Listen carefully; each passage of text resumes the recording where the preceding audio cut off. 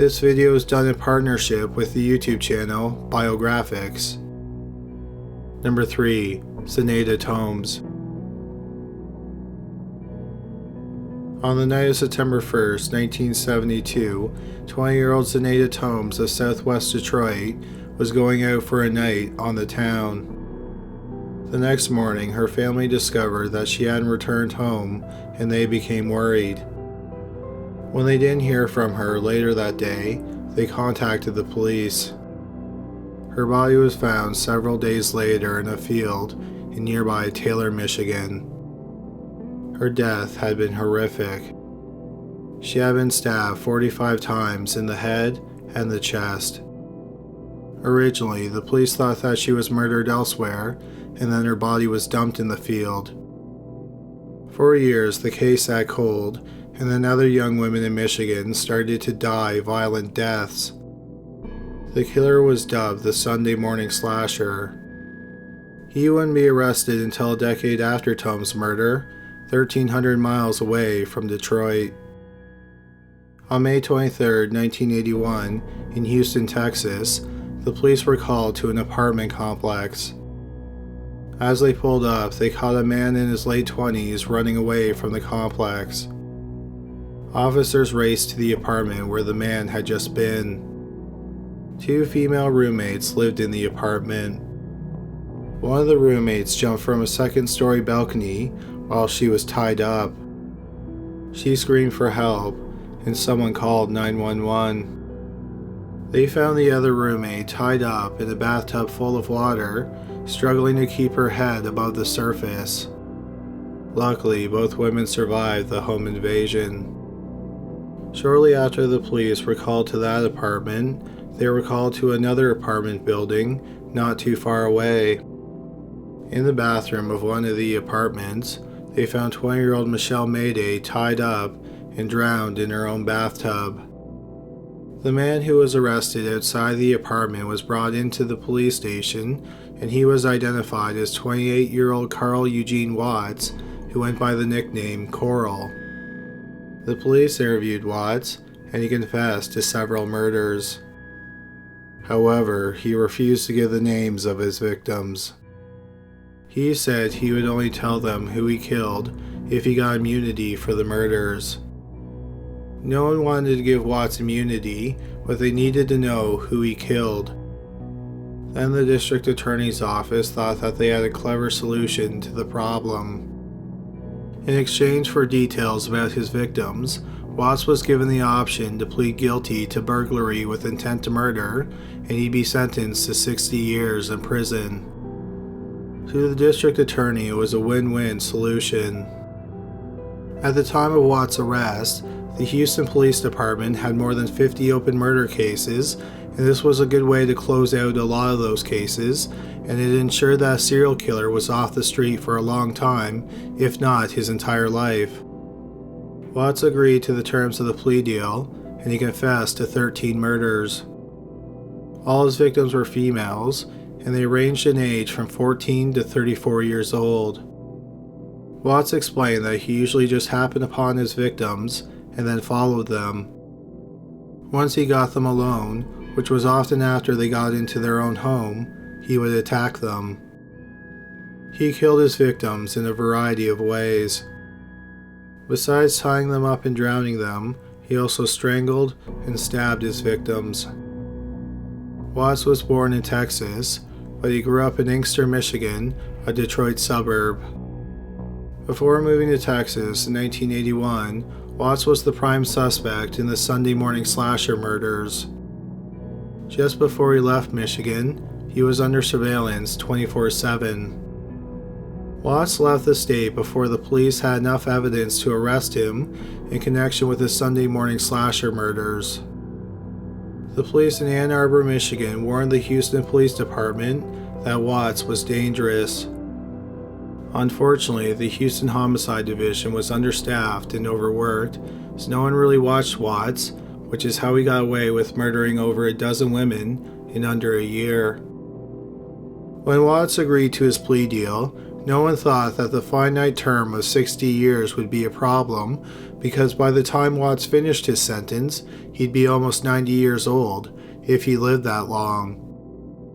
Then in June 2002, the newspaper, the Houston Chronicle, uncovered that Watts was eligible to be released from prison in May 2006 because of a technicality. Because of a judge's error, Watts was eligible to receive retroactive good time credit. 3 days would be taken off his sentence for every day of good behavior. That cut 2/3 off his sentence. The authorities in Michigan began looking at their cold cases where Watts was the prime suspect and charged him with 2 murders. One of the murders was the stabbing death of 36-year-old Helen Dutcher in Ferndale, Michigan, on December 1st, 1979. A witness saw Watts stab her a dozen times. Watts was also charged with the murder of 19-year-old Western Michigan University student Gloria Steele. On October 30th, 1974, she was stabbed 33 times in the chest with a wood carving tool, and her windpipe had been crushed. Watts was a suspect at the time of the murder because he also attended Western Michigan University, and there were reports of him stalking and attacking women on and around the campus. Watts was found guilty of both murders, and in each case, he was given life without parole. In 2007, months after Watts was convicted of killing Steele, he died in prison of prostate cancer. Gloria Steele is Watts' first official kill. While in prison, Watts confessed to over 80 murders, but some authorities think that he may have killed close to 100 women. One of the murders he suspected of committing, but he never admitted to, was the killing of Zenaida Tomes. She was murdered 2 years before Gloria Steele was killed, when Watts was 18 years old. At the time of the murder, Watts lived within 20 miles of where the body was found. Tomes was killed in a manner that was just like the early murders that Watts committed. She was stabbed an excessive amount of times in the upper body. Tomes was also an attractive young woman, just like many of Watts' victims. Watts admitted to killing 80 women, but he did not admit to killing Tomes. However, he also did not admit to killing Gloria Steele. In fact, he denied killing her. Yet, he was the prime suspect at the time of the murder, and he was convicted of killing her 25 years later. So it's unclear how reliable Watts' confessions were. While many people think that Watts is the most obvious suspect, Tomes' family and the current detective on her case aren't so sure. Her family thinks that she was killed by someone she knew. At the time of the murder, she was apparently having a problem with a group of males that she was hanging out with. The detective thinks that Tomes' murder is too different from the other murders that Watts committed. Watts usually stalked women he found at random and killed them when he got them alone. The police originally thought that Tomes was murdered elsewhere and then dumped in the field where her body was found. Upon reviewing the evidence, the detective who is currently working on the case now thinks that she was killed out in the field. That means she was driven out there, and Watts never kidnapped or lured his victims. However, this would have been Watts' first murder, and his pattern had yet to emerge. Unless there is a break in the case in the murder of Zenaida Tomes, no one will face justice for her brutal murder. Number 2. Elizabeth Bain. Today, Scarborough is a district of the city of Toronto, Ontario, but in the 1990s, it was a separate city with a population of just over 500,000 people. On the night of May 21, 1987, a 21-year-old woman was waiting at a bus stop in Scarborough when she was attacked by a young man with light hair. He sexually assaulted her and then fled. Over the next 3 years, at least 10 more women in Scarborough were attacked and sexually assaulted. There were 3 other attempted sexual assaults. Nearly all the victims were waiting for the bus or just got off the bus when they were attacked. Some of the women, especially in the later assaults, said that the attacker was carrying a knife. All the descriptions of the attacker were similar. He was a clean-shaven man in his 20s with blonde hair. On May 26, 1990, he attacked a woman as she got off the bus. This time, he assaulted her at knife point and cut her face. Less than a month later, on June 20th, 1990, 20-year-old Elizabeth Bain of Scarborough said that she was going to the campus of the University of Toronto Scarborough to check a tennis schedule. When she didn't return home that night, her parents called the police. 2 days later, her car was found. It was parked at an auto garage less than half a mile away from her home. The police concluded that based on the amount of blood in the back seat, that Bain was probably dead.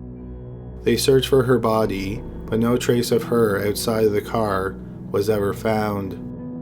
It wasn't long before the police had a suspect. Surprisingly, it was not the man who was responsible for the rash of sexual assaults that happened in the 3 years before Bain's disappearance.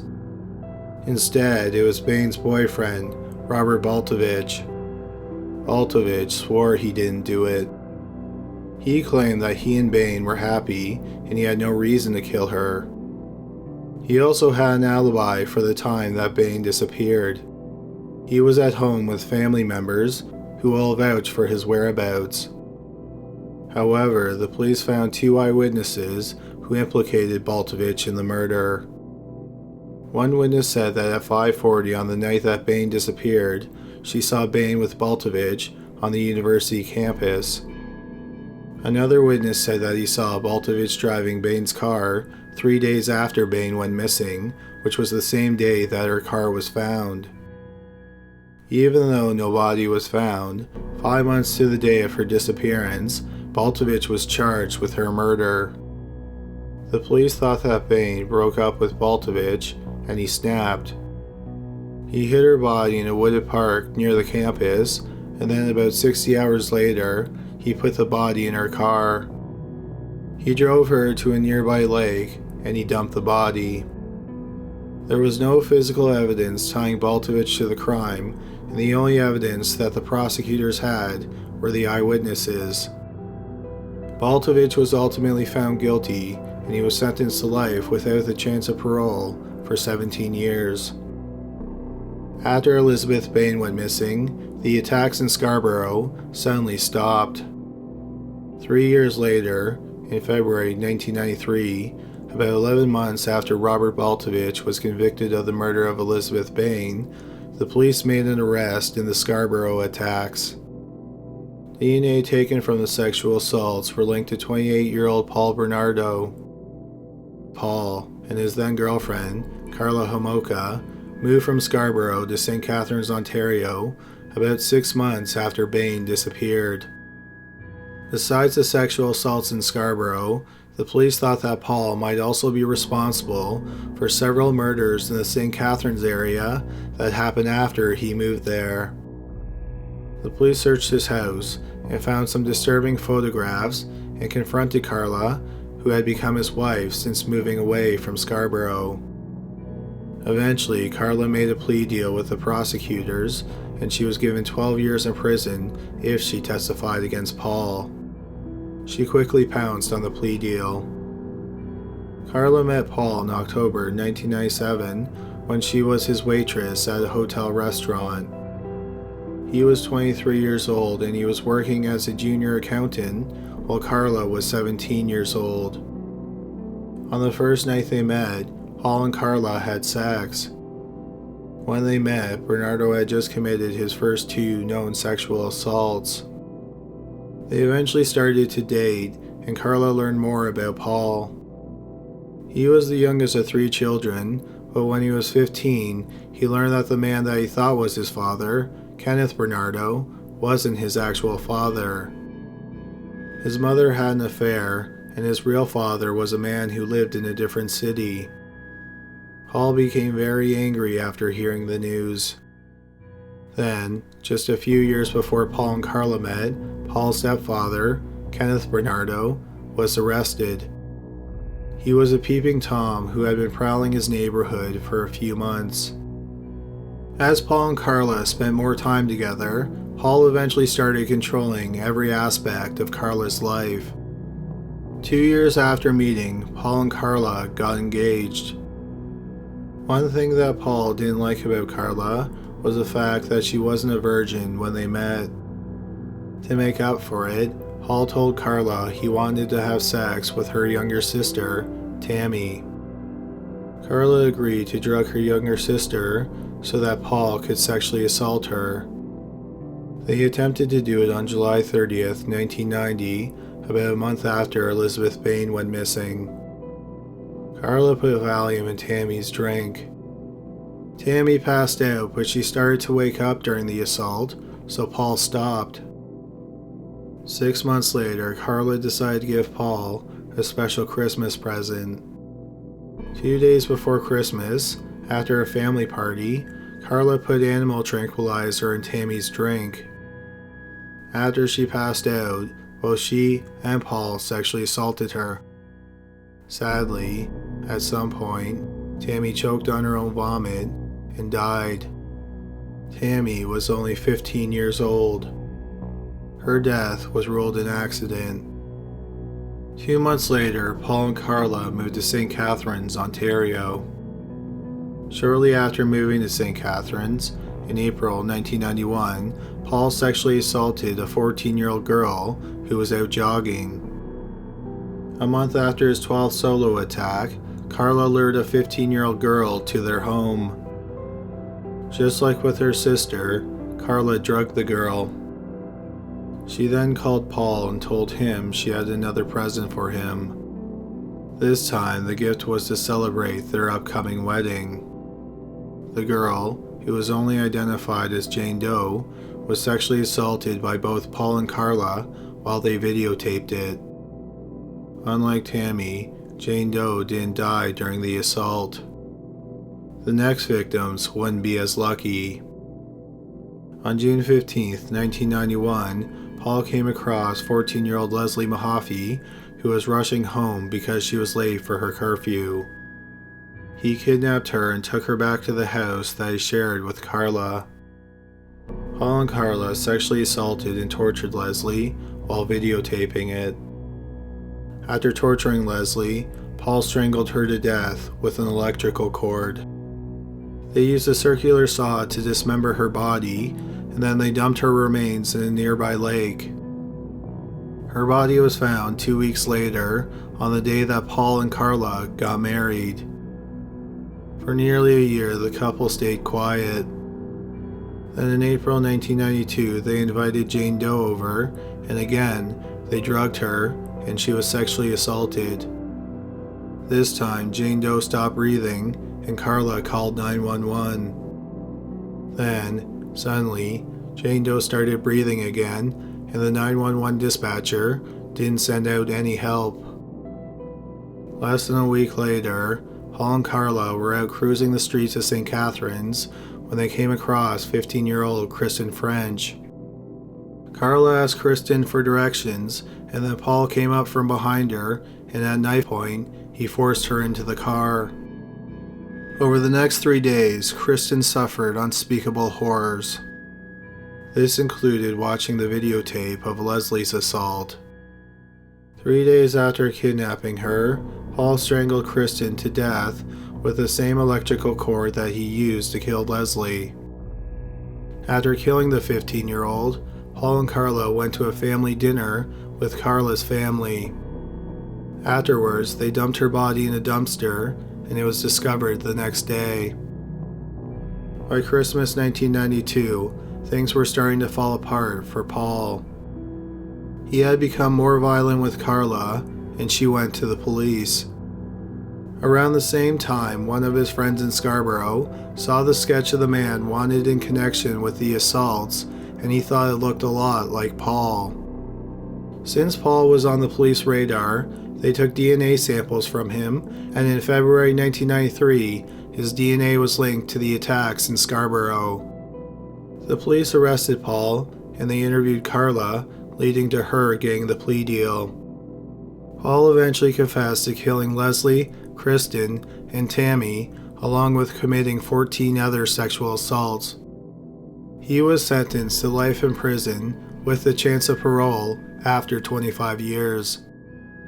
In November 1995, he was labeled a dangerous offender, making it much more difficult for him to get parole. After the plea deal with Carla was made, it was revealed that Paul's lawyer took the videotapes that contained the assaults and other incriminating evidence out of their home and withheld them from the prosecutors and the police. The videos revealed that Carla was a lot more involved in the assaults and the murders than she testified to. In one recording, Paul asked Carla how she felt about the night that her sister died.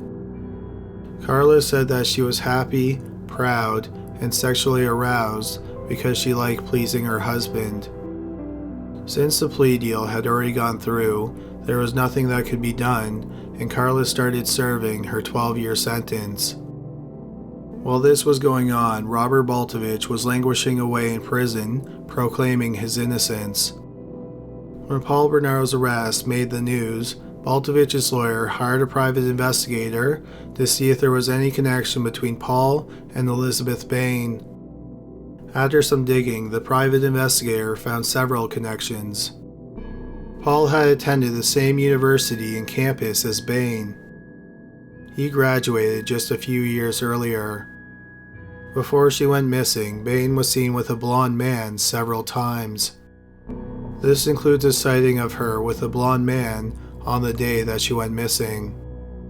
Perhaps most damning, one person remembered introducing Paul to Bain 5 years before she went missing. The police interviewed Paul and asked if he was involved in Bain's murder. Paul said that he never met Bain and didn't kill her. Robert Baltovich's lawyer filed an appeal in 1996. In 2000, after 8 years in prison, Baltovich was released while his case was reviewed. His conviction was overturned in 2004, which is a year before Carla Homolka was given an unconditional release after serving her 12-year sentence for manslaughter. In 2008, 16 years after his original conviction, Baltovich went to trial for a second time. Besides presenting an alternative suspect, Baltovich's lawyers had several more arguments for his innocence. The first is that the eyewitnesses from the original trial weren't reliable. The witness who claimed she saw Baltovich and Bain on the campus on the afternoon that she disappeared only said it was Baltovich after she saw his picture in the newspaper and talked to Bain's family. The second eyewitness, who said he saw Baltovich driving Bain's car 3 days after she disappeared, admitted that he didn't get a good look at the driver. Finally, his lawyers pointed out that there was no forensic evidence connecting him to Bain's murder. In fact, there was no evidence of Baltovich being in the car. Also, the prosecutors argued that Baltovich moved Bain's body 3 days after she was killed. But there was no evidence that a body, which had been decomposing for 3 days, had been in the car. Some interesting things that the police found in the car was Paul's brand of cigarettes in the glove compartment, a New Order tape, one of Paul's favorite bands was in the tape deck, and the radio was tuned to Paul's favorite radio station. The result of the retrial was that Robert Baltovich was acquitted. The police defended their decision of not investigating Bernardo as the killer of Bain by saying that he hadn't killed anyone at that point. Critics of the police point out that Paul Bernardo attacked women who were the same age and looked similar to Bain. Around the time that Bain disappeared, the violence of Paul's attacks was escalating. In the attack that happened a month before she disappeared, Paul cut his victim's face with a knife. Paul Bernardo has spent his entire prison sentence segregated from other prisoners. He was eligible for day parole in 2017, but his parole hearing was pushed back to 2018. His lawyer said that it's incredibly unlikely that he would be granted parole. He has never been charged in connection with Elizabeth Bain's murder. Karla Homolka lives in Montreal with her husband and her 3 children. In May 2017, it was made public that Karla was volunteering at her children's school. After the news made headlines across Canada, the school asked her to stop volunteering. Number 1. Anne Burr. August 31st, 1961 was a stormy night in Tacoma, Washington. That night, Beverly Burr locked the front door of her family's home and she put the chain on the door. She then went to bed with her 5 children sleeping in different rooms of the house. During the night, the dog started barking, and Beverly and her husband thought it was just spooked by the storm. At 5:30 in the morning, Beverly checked the room where her 8-year-old daughter Anne was supposed to be sleeping with another one of her daughters, who was 3 years old. Anne wasn't in bed, so Beverly started looking for her. Within minutes, the entire family was looking for her. That's when someone noticed the front door was unchained and unlocked. They also found a small living room window open, and outside they found a step stool beneath the window. The police were alerted, and they expanded the search. Near the open window, they found a shoe print. It belonged to a kid sneaker, and it was a man's size 6 or size 7. This suggested that the kidnapper was a small man or a teenager. Inside the house, there were no signs of a struggle. It appears that the kidnapper crawled through the window, picked up Anne, and carried her out the front door. The police suspected that Anne knew her kidnapper, which is why she didn't scream out. The police search was fruitless, and no trace of Anne has ever been found. The first suspect the police had was a teenage boy who lived on the same street as Anne's family. He took 2 polygraph tests, and he failed the first, but passed the second. However, there was no physical evidence tying the boy to the crime. He was never identified, and he was never charged. Over 15 years would pass before another viable suspect would emerge. That was Ted Bundy, who admitted to killing 36 women in Washington, Utah, Oregon, Florida, Idaho, and California. In the summer of 1961, when Anne Burr went missing, Bundy was 14 years old and he lived in Tacoma, Washington. He lived less than 2 miles from the Burrs, and their house was on his paper route. According to the book Ted and Anne, which is about the kidnapping of Anne Burr, the author says that Bundy and Anne knew each other. Apparently, Anne used to follow Bundy around when he was getting his newspapers ready for the day. Bundy was asked by several people if he killed Burr. One person who asked was Beverly Burr, Anne's mother. When Bundy was sitting on death row in Florida, Beverly wrote him a letter asking him if he killed Anne. Bundy wrote back a short time later. In his letter, he said he had nothing to do with Anne's death. That is the same answer he gave to everyone who asked him if he killed Anne Burr. But then, as his execution neared in January 1989, Bundy told the authorities what he called a hypothetical story. He also told the story in the third person. His story was about a young man who broke into a home and he carried out a little girl to an orchard that was next door. After he killed her, he dumped her body in a deep ditch near the orchard and watched her family search for her. The Burrs lived next to an orchard that had a deep ditch running along the side of it. Bundy was executed on January 24, 1989, at the age of 43. In 2011, forensic experts tried to pull DNA from evidence from Anne's kidnapping, but they didn't have enough material to make a profile. So sadly, Anne Burr's death is still cold. If you would like to hear more about Ted Bundy and the horrible crimes he committed, then check out his biography on Biographics. Biographics is a YouTube channel that puts out 2 videos a week featuring biographies of fascinating people. You can find a link to their video on the screen now. Thanks a lot for watching today's video. Don't forget to go to criminallylisted.com where you can suggest cases and check out our web store. Also, if you're interested in exclusive podcasts, go to patreon.com/criminallylisted. But that's all for today. Thanks again for watching.